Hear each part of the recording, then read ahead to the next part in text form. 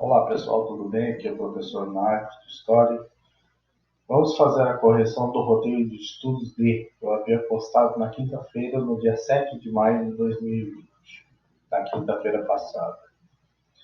Bem, nesse roteiro nós temos duas atividades, atividades 7 e 8. Na atividade 7, pedi para você ler uma tirinha com esses dois personagens. A menininha se chama Mafalda, o menininho se chama Miguelinho. E o personagem Miguelito está relatando as fases da sua vida. Então ele começa a falar do nascimento, quando saiu o primeiro dente, quando ele começou a falar, quando ele entrou no jardim de infância quando ele entrou na primeira série.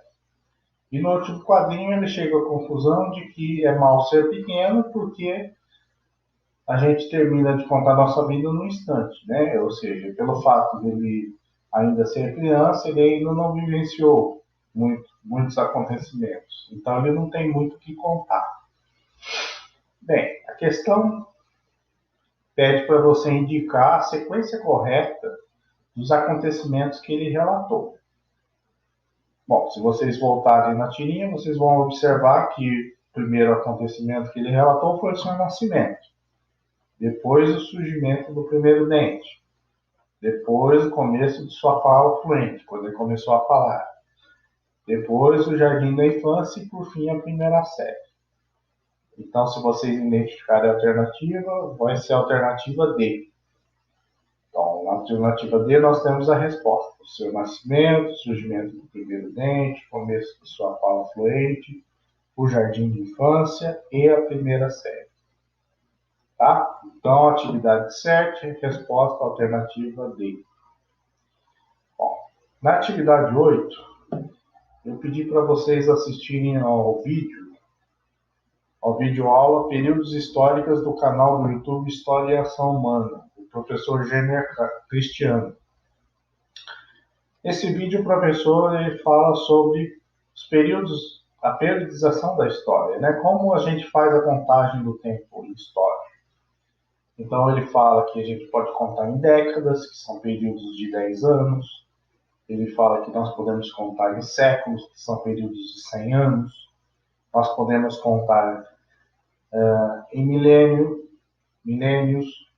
que são períodos de 1000 anos. E podemos também contar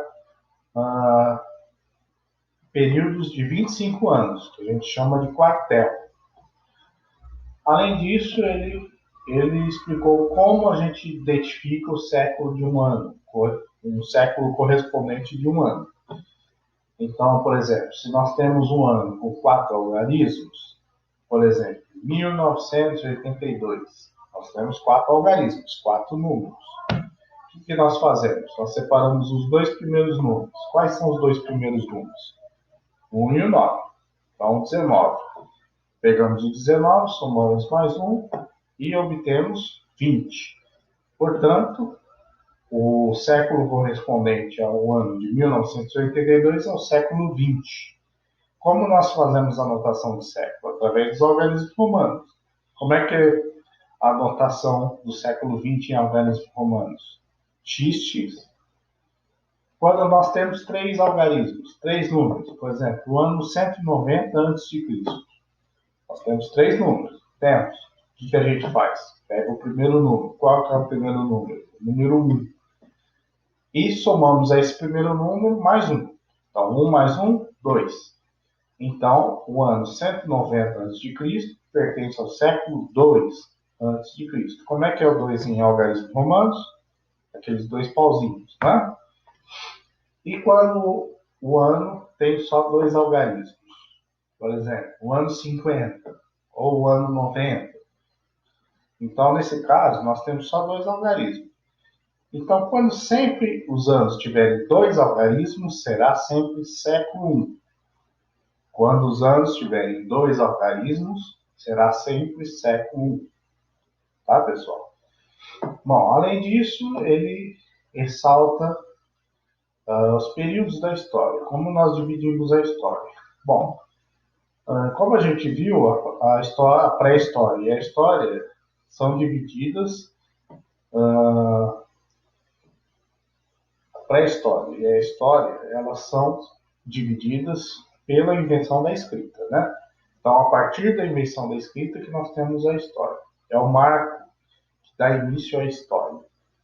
Bom, então, a história começa com o surgimento da escrita. Então, com o surgimento da escrita, nós temos 4 períodos. A Idade Antiga, a Idade Média, a Idade Moderna e a Idade Contemporânea. Tá? Então, a história é dividida em 4 períodos. Idade Antiga, Idade Média, Idade Moderna e Idade Contemporânea. Claro que essa divisão da história foi feita pelos historiadores europeus. Então, esses historiadores europeus tomaram como base os acontecimentos que ocorreram na Europa. Mas a gente adota essa divisão para poder facilitar os estudos. Então, a sequência do tempo, a linha do tempo, nós temos a pré-história, e aí surge a escrita. Surgindo a escrita, começa a história. Então, a história começa na Idade Antiga, depois vai para a Idade Média, depois vai para a Idade Moderna, depois vai para a Idade Contemporânea. Tá, pessoal? Essa é a divisão tradicional da história. Bem, pessoal, qualquer dúvida, coloque aí nos comentários.